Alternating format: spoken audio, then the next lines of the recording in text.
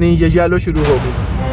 ये देखें, अभी हम कार्लस्टाद को पीछे छोड़ चुके हैं। कार्लस्टाद यूनिवर्सिटी, कार्लस्टाद पार्क और उस खूबसूरत शहर को छोड़ के अब हम नॉर्वे की तरफ जा रहे हैं। हमारा नेक्स्ट स्टॉप है जो जीपीएस में हमने टारगेट रखा है, वो है ओता।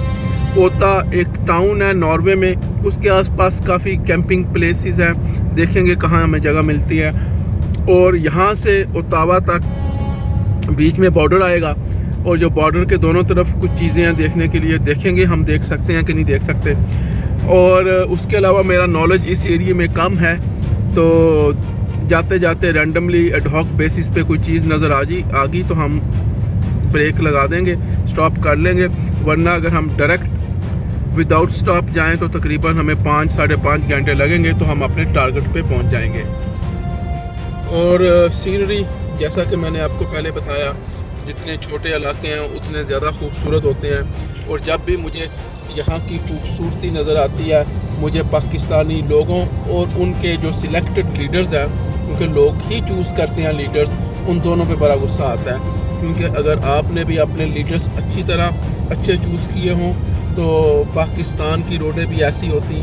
पाकिस्तान की ब्यूटी तो आप कहते हैं कि कश्मीर इससे भी प्यारा है। ओके, फिर अब बात होती है थोड़ी देर बाद। तो अभी आपको सामने नॉर्वे के पहाड़ नज़र आ रहे हैं। तकरीबन 20 किलोमीटर दूर नॉर्वे का बॉर्डर है। स्वीडन और नॉर्वे का बॉर्डर सिर्फ 20 किलोमीटर दूर रह गया है। पहले भी कुछ चीज़ें मेरा ख्याल है इन्होंने बनाई हुई हैं टूरिस्ट के लिए, बॉर्डर से पहले भी और बॉर्डर के बाद भी। तो हम चेक करेंगे वहाँ क्या चीज़ें अवेलेबल है। हमारी गाड़ी जो है वो थोड़ी सी डेंजरस तरीके से ड्राइव हो रही है। इसके ऊपर ये जो सामने आपको वाइट लाइन नज़र आ रही है, तो मिडल में ड्राइव हो तो बेहतर है। तो सीनरी अभी भी वैसी है जैसी पहली थी। मेरा ख्याल है जो ही नॉर्वे में एंटर होंगे और थोड़ा सा आगे निकलेंगे तो ये जो पहाड़ियाँ हैं छोटी छोटी, ये बड़ी हो जाएंगी। ये स्वीडन का आखिरी हिस्सा वेस्ट साइड की तरफ, तो तकरीबन 10 किलोमीटर बाद जो है ना वो नॉर्वे शुरू हो जाएगा। देखते हैं जहाँ किस किस्म का पासपोर्ट कंट्रोल है, मेरा नहीं ख्याल कि कुछ होगा, लेकिन लेट्स सी। बहुत अरसे बाद हम बाई रोड जा रहे हैं नॉर्वे। और इस तरफ प्यारी लेक थी लेकिन अब गुजर चुकी है। बाय द वे, पहले ही मेरे लिए मुश्किल होता है कि मैं जो हूँ ना वो स्वीडिश नाम्स को प्रोनाउंस करूँ, तो अब जो है नॉर्वे के जो नाम है वो तो और ही, उनकी प्रोनाउंसिएशन तो और ही डिफरेंट है। तो नॉर्वे के जो शहर है वो बहुत मुश्किल है प्रोनाउंस करने के लिए। अभी जो बॉर्डर का स्टॉप का नाम है वो मुझे सही तरह याद नहीं आ रहा। तो soon you will see the border. आपने नोट किया कि नॉर्वे के करीब ये जो जंगलात हैं ये ज़्यादा घने लग रहे हैं, घने हो गए हैं क्योंकि पॉपुलेशन कम है। और इस साइड पे तो वाकई कम है, क्योंकि हम ओस्लो की साइड पे नहीं जा रहे। ओस्लो से तकरीबन रफली, मैं कह रहा हूँ, मैंने सही तरह चेक नहीं किया, 250 किलोमीटर नॉर्थ साइड से हम एंटर हो रहे हैं नॉर्वे की तरफ।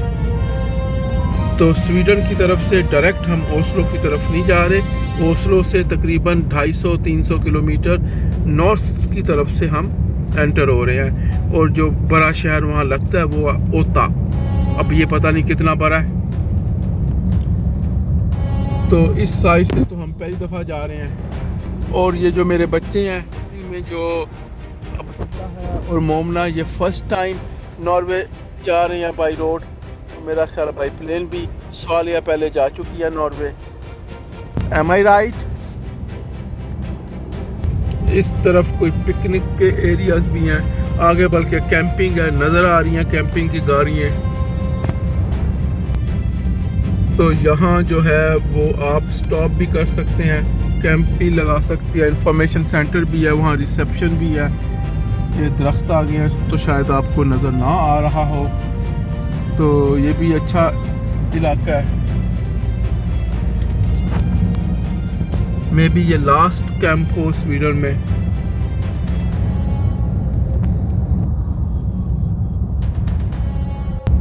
तो ये बॉर्डर है स्वीडन और नॉर्वे के दौरान।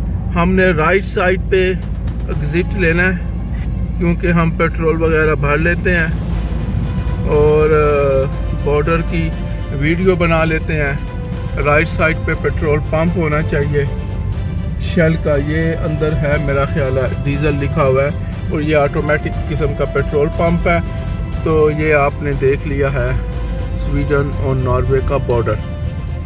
तो ये ऑटोमेटिक है। ये तो ट्रक डीज़ल है, ट्रक डीज़ल। इस ट्रक डीज़ल में पता नहीं हम अपनी गाड़ी में डीज़ल डाल सकते हैं कि नहीं डाल सकते। इंटरेस्टिंग, ये तो ट्रकों के लिए है। ये गाड़ी में पेट्रोल नहीं डलता यहाँ से। तो ये इंटरेस्टिंग है। वैसे हमें डीज़ल की कोई ज़रूरत तो नहीं थी। मैंने सोचा नॉर्वे जाने से पहले यहाँ से डीज़ल पूरी दोबारा भर लेता हूँ गाड़ी। शायद नॉर्वे में ऑयल महंगा हो, बावजूद इसके कि हमारा दोस्त जो है आमिर खान वो ऑयल निकालता है, लेकिन फिर भी नॉर्वे में महंगा ऑयल है। और इस तरफ बहुत बड़ी मार्केट भी है। मेरा ख्याल है कि वो मार्केट सब नॉर्वे साइड पे है। थोड़ी सी गलतफहमी हुई थी। जिस जगह हम पहले पेट्रोल पंप पे रुके थे उससे तकरीबन 200 मीटर आगे ही एक और पेट्रोल पंप था, वो ये पेट्रोल पंप है और इसके बाद नॉर्वे है। ये साथ ही मेरा ख्याल है उस रोड की उस तरफ नॉर्वे है। कोई कंट्रोल नज़र नहीं आ रहा, जाके देखते हैं कोई कंट्रोल है कि नहीं है। अभी पहले हम गाड़ी को फिल अप कर लें। गाड़ी में पेट्रोल मोर देन एनफ है, लेकिन फिर भी हम चाहते हैं कि जितना भी इस्तेमाल हुआ है उसको फिल अप कर लें। हमने पेट्रोल फिल अप कर लिया है। घर से हमारा इतना ही पेट्रोल इस्तेमाल हुआ था। 479 क्रोन में हम यहाँ पहुँच गए हैं नॉर्वे के बॉर्डर पे। कि हम नॉर्वे में एंटर होने वाले हैं या हो चुके हैं ये भी नहीं पता लग रहा बाय द वे। नहीं, अभी तक हम नॉर्वे में एंटर नहीं हुए। अभी भी वो कुछ किलोमीटर आगे है। तो प्रोबेबली किसी किस्म की वहाँ होगा कोई चेक इन सिस्टम। तकरीबन आधे किलोमीटर अगर हम सीधा जाएं 0.5 किलोमीटर तो हमें ग्लास म्यूज़ियम नज़र आता है। बल्कि ये बोर्ड भी लगा हुआ है ग्लास म्यूज़ियम। यहाँ से हमने लेफ़्ट साइड पे मुड़ना है। तो ग्लास म्यूज़ियम भी स्वीडन में है। अभी तक हमने बॉर्डर को क्रॉस नहीं किया, जो कि मेरा ख्याल था कि हम तकरीबन 500 मीटर पीछे क्रॉस कर चुके हैं। लेकिन बॉर्डर की इतनी कन्फ्यूजन इसलिए हो रही है कि मुझे लगता है कि कोई यहाँ कंट्रोल ही नहीं होगा।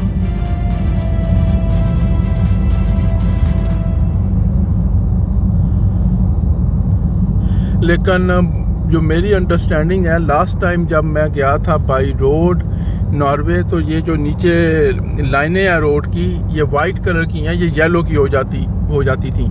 तो उस वक्त ये येलो कलर की थी। अब काफ़ी अरसा हो गया मैं नॉर्वे नहीं गया, तो मुझे नहीं पता कि वो सिर्फ उस रीजन में येलो लाइन की ये थी रोडें थी या सारे नॉर्वे में येलो लाइन के ये हैं मार्किंग्स, रोड मार्किंग्स या लैंड मार्किंग्स जिसको आप कह लें।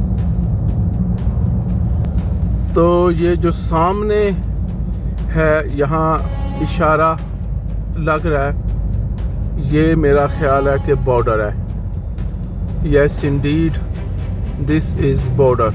लेकिन ये जो सिंबल है ये पटरी का ट्रेन है, तो यहाँ से ट्रेन भी गुजरती है। यस, तो वहाँ ग्रीन भी है और रेड भी है। सामने बॉर्डर है, हम ग्रीन चैनल से गुजरेंगे क्योंकि हमारे पास कोई भी ऐसी चीज़ नहीं है जो रेड के ज़िम्मे में आती हो। तो यहाँ कस्टम डिक्लेरेशन है, तो बॉर्डर की ये निशानी है। तो अब आप सबको पता लग गया कि बॉर्डर जो स्वीडन और नॉर्वे के दरमियान है वो किस किस्म का होता है। तो इस किस्म का बॉर्डर है। हम nothing to declare and nothing to declare वो ग्रीन है और यहाँ से ट्रेनें और रोडें और हर चीज़ गुजर रही है। स्पीड कम है तो हम कैमरे को नहीं रोकेंगे। वो बाज़ लोग टूल का पता करने जा रहे हैं, ये मेनली ट्रक ड्राइवर्स हैं। तो ये बॉर्डर है।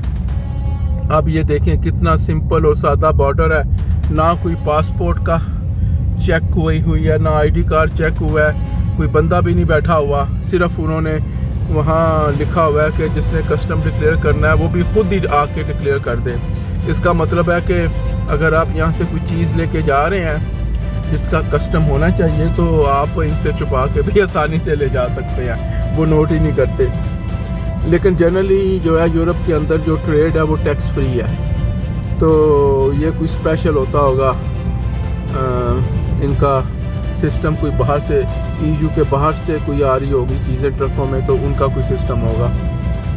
तो ये अब इस वक्त हम नॉर्वे में एंटर हो चुके हैं और जो रोड के जो सिंबल्स हैं, ये नीचे जो निशान लगे हुए हैं लैंड मार्किंग्स, ये अभी भी वाइट है, नहीं ये येलो शुरू होगी। ये देखें आपको ट्रांजिशन नज़र आया वाइट से येलो। तो ये मुझे याद है लास्ट टाइम जब मैं गया था, जो ही नॉर्वे आया था, ये जो मार्किंग्स थी रोड पे ये वाइट से येलो हो गई थी, और अभी आपने कैमरे में ये लाइव देखा कि ये मार्किंग वाइट से येलो हो गई हैं। So now we are officially in Norway. और इस तरफ कस्टम चेकिंग होती होगी जब आप नॉर्वे से स्वीडन जाते हैं। तो अब हम ऑफिशियली नॉर्वे पहुंच चुके हैं, एंटर हो चुके हैं without any checking, without any control. और ये पहला कैंपिंग है नॉर्वे में, इसको भी मैंने चेक किया था ऑनलाइन, मोंतो कार्लो पता नहीं क्या नाम है इसका कैंपिंग का। यहाँ भी हम कैंप लगा सकते हैं, और आगे ये रोड के साथ साथ कैंप्स ही हैं, बेशुमार कैंप्स हैं। तो तकरीबन 4 घंटे हमारी फर्दर ड्राइव है नॉर्वे के अंदर। रास्ते में कोई चीज़ अच्छी नज़र आएगी तो हम रुक जाएंगे, नहीं नज़र आएगी तो हम चलते रहेंगे। तो आज आपने स्वीडन और नॉर्वे का बॉर्डर भी देखा, लेकिन ये जो बॉर्डर है ये E18 पे नहीं है। E18 जो है वो ओस्लो जाती है, हमने आधा सफ़र E18 पे किया था, उसके बाद हम नॉर्थ साइड पे हो गए थे, क्योंकि हमने ओस्लो से 250-300 किलोमीटर नॉर्थ की तरफ से जो है ना नॉर्वे में एंटर होना है। वो ओस्लो से शायद हमारी वापसी हो। तो हम नॉर्वे के मरकज़ में जा रहे हैं। तो नॉर्वे के मिडल से हम नॉर्वे में एंटर हुए हैं, और यहाँ से हम वेस्ट की तरफ जाएंगे, वेस्ट कोस्ट की तरफ, और वेस्ट कोस्ट से फिर हम साउथ साइड की तरफ जाएंगे, और साउथ साइड से होते हुए चक्कर लगा के बड़ा सा आगे से जहाँ आयरलैंड के साथ इसका बाई सी जो है ना, जो शॉर्टर डिस्टेंस है वो आयरलैंड के साथ है। तो स्कॉटलैंड या आयरलैंड उस साइड पे है, मैं क्या स्कॉटलैंड है। तो उधर से होता हुआ चक्कर लगा के डेनमार्क की तरफ से चक्कर लगा के फिर ओस्लो की तरफ से वापस आएंगे।